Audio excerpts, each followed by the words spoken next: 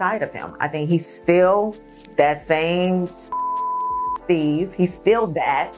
But now you're also seeing another side of him that he never had to show. You're telling people you work with, I don't want you even to be next to me.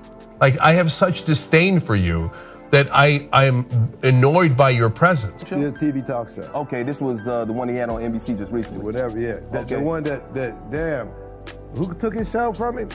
Kelly Clarkson. How can Kelly Clarkson take your show? I heard you go on the air and you said, my sister done burnt too many bridges, and there's nothing I can do for her now.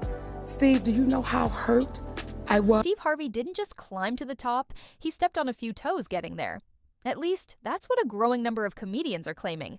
Now, the laughter has stopped, and the truth is coming out.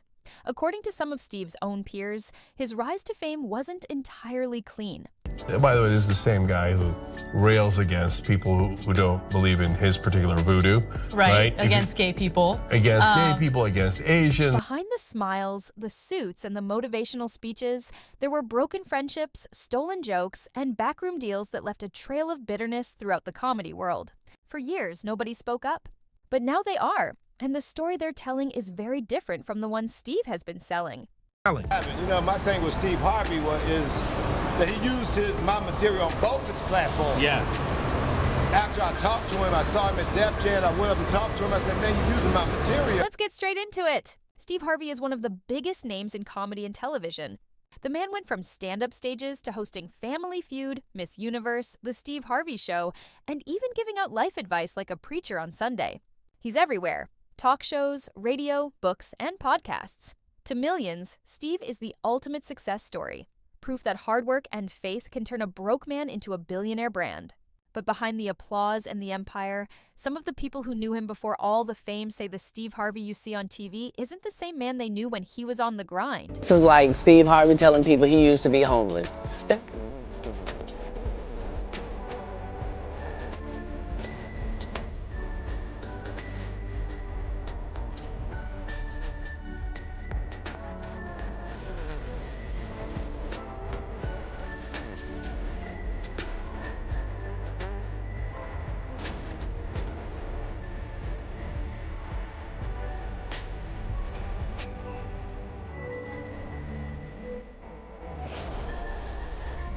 Let's rewind to the 1980s and 90s, the golden era of stand-up.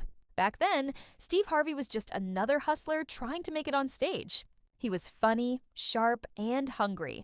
However, hundreds of other black comedians were grinding on the same circuit, from clubs in Chicago to open mics in Atlanta. Names like Mark Curry, D.L. Hughley, Katt Williams, Monique, Cedric the Entertainer, and Bernie Mac were all out there paying their dues, building their reputations one joke at a time. They all respected the hustle.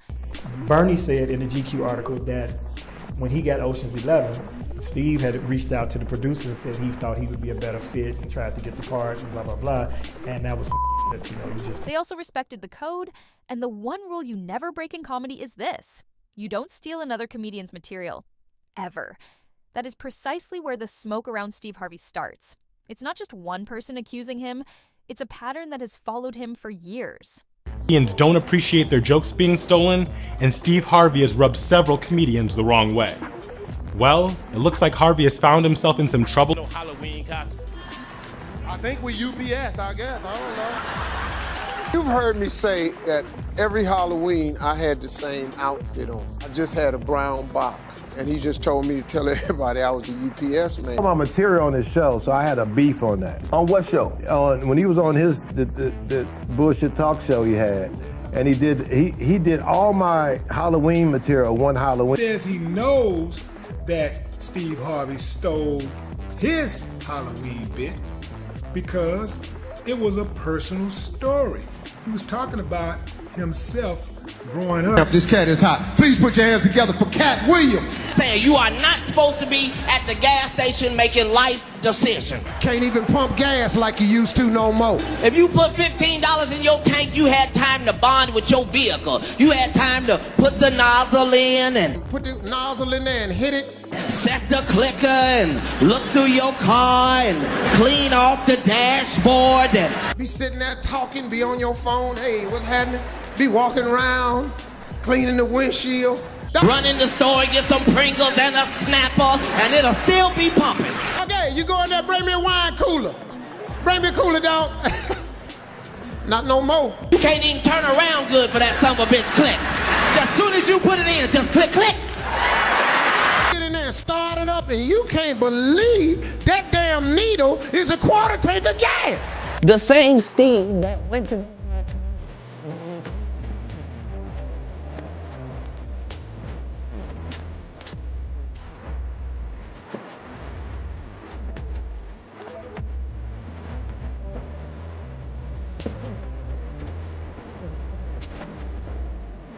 Then you ask it.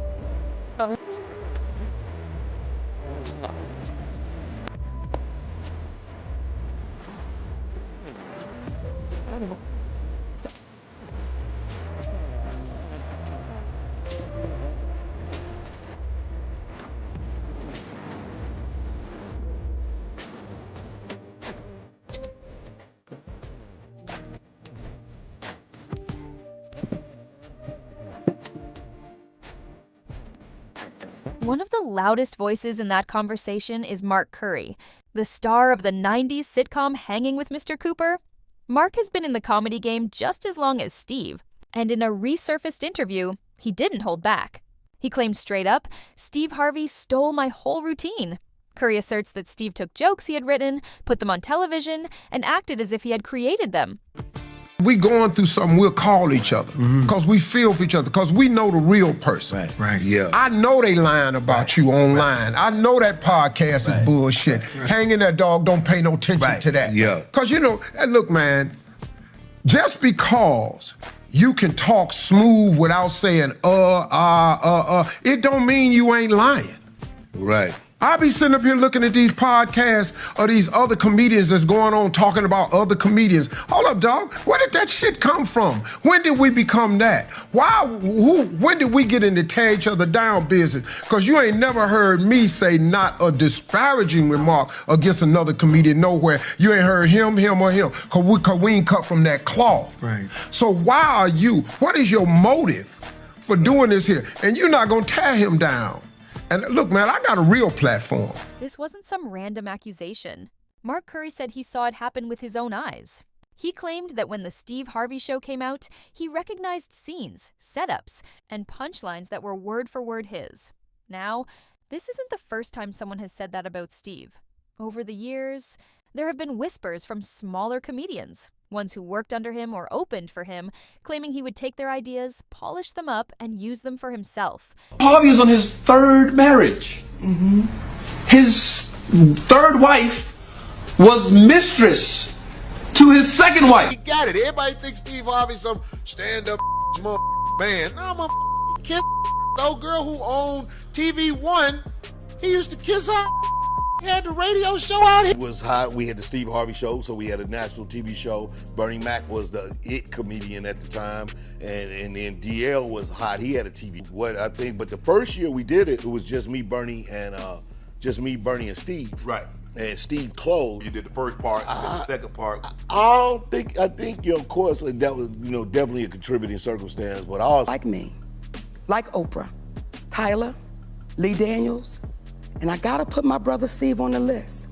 Y'all knew I was not wrong. Love every time, had him on my show every time. But if you're gonna do another stick, just tell the brother that you're sticking with. Dog, I'm gonna be dogging you on the list. Personal life and early career context Harvey is on his third marriage. Interestingly, his third wife was the mistress of his second wife.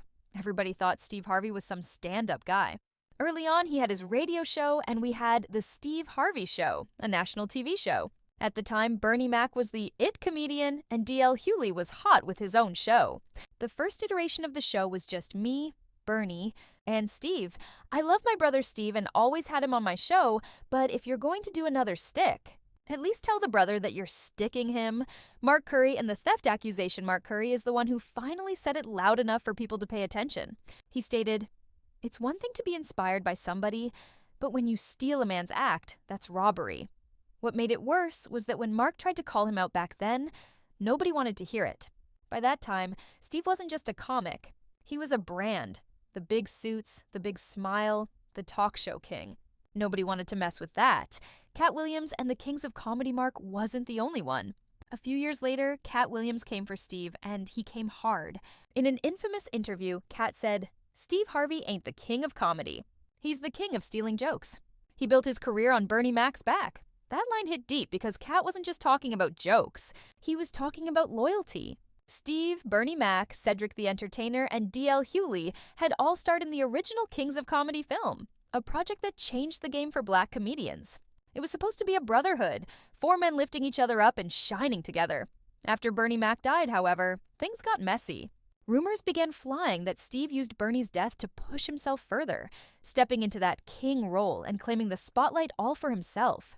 Katt argued that Bernie was the people's champ, while Steve was the TV champ, noting that Bernie never sold out, which is why people loved him more. Old clips and changing perspectives. This led fans to rewatch old interviews, catching things they hadn't noticed before. Like that time on Oprah when Steve talked about Bernie Mac's success with a hint of jealousy, or when he told D.L. Hughley, "Some people ain't meant to be stars like me." These old clips hit different now because when comedians like Katt Williams, Mark Curry, and Monique all start saying the same thing, that Steve Harvey's success came from climbing over others, you start wondering if there's more truth behind the smiles than anyone. Realized even D.L. Hughley, one of Steve's longtime friends, hasn't always seen eye to eye with him. In a recent podcast, D.L. said, "Steve knows how to survive in any room, but that don't mean everybody likes the way he do it." He was commenting on Steve's ability to adapt, noting how he'll say one thing to the streets and another to Hollywood executives. Basically, he's the kind of man who knows how to play both sides. And that's exactly what other comedians say made him dangerous. The comedy world values authenticity. Real recognizes real. But Hollywood is about survival. Steve Harvey learned early that to survive, you had to do what it takes, even if it meant breaking a few hearts along the way. One comic who worked with Steve in the early days said he'd smile in your face and laugh with you. But the next day, he'd be meeting with your agent, pitching your material. That's how you get ahead. That's how you go from club gigs to primetime TV. But it also explains why, as Steve's fame grew, his friendships in the comedy world disappeared.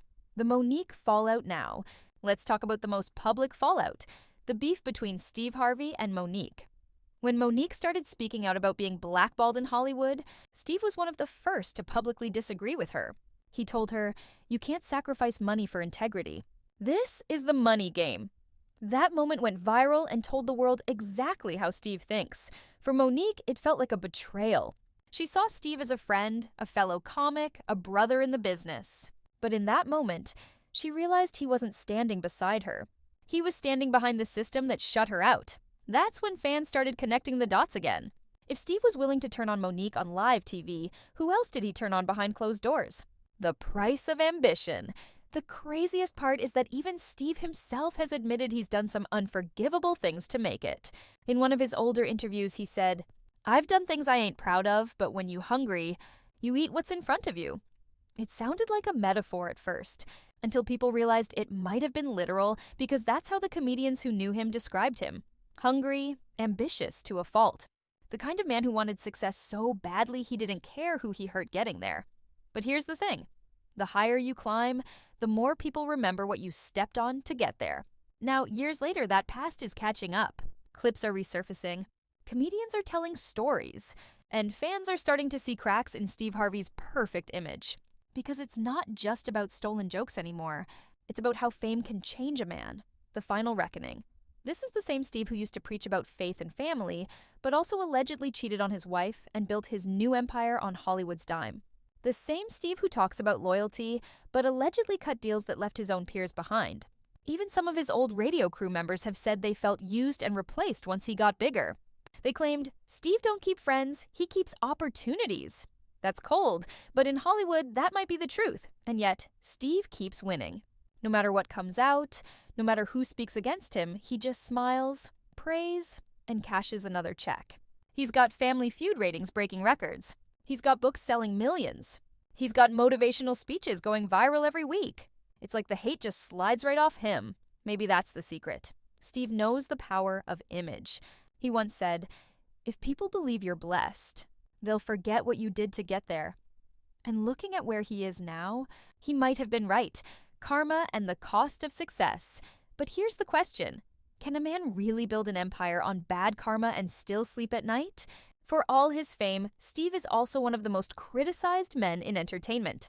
Every year, a new scandal, a new story, a new former friend saying, "That ain't the man y'all think he is." From Bernie Mac's death to Monique's fallout to Katt Williams' jabs, his name keeps coming up whenever people talk about Hollywood snakes. And that says something. At the end of the day, maybe Steve Harvey represents the uncomfortable truth about success, that sometimes being good isn't enough. You have to be ruthless. You have to be political. You have to smile while you take what's yours and hope nobody catches you doing it. Because in this business, the funny ones don't always win. The smart ones do. And Steve Harvey is one of the smartest players comedy ever produced. But like D.L. Hughley once said, just because you made it, don't mean everybody clapping's happy for you. Conclusion, the loud silence Steve's rise to stardom was legendary. But it came with casualties. Friendships lost, trust broken, and respect shattered. Now, as these comedians keep speaking out one by one, it's forcing fans to ask, did Steve Harvey build his success, or did he borrow it from everyone else? Either way, the truth is out now. And while Steve is busy writing the next chapter of his empire, the people who helped build the first one are finally telling their side. Because comedy might be about timing, but karma always shows up right on schedule. So, what do you think? Did Steve Harvey really climb the ladder by stealing and scheming? Or is this just jealous comedians trying to tear a brother down? Either way, one thing's for sure. The laughter might have built his name, but the silence around him is starting to tell a louder story. This is Crazy HOA, where fame meets truth and legends meet receipts. Make sure to hit that like button, subscribe, and drop your thoughts below, because we've got more stories Hollywood doesn't want you to hear. See you on the next one.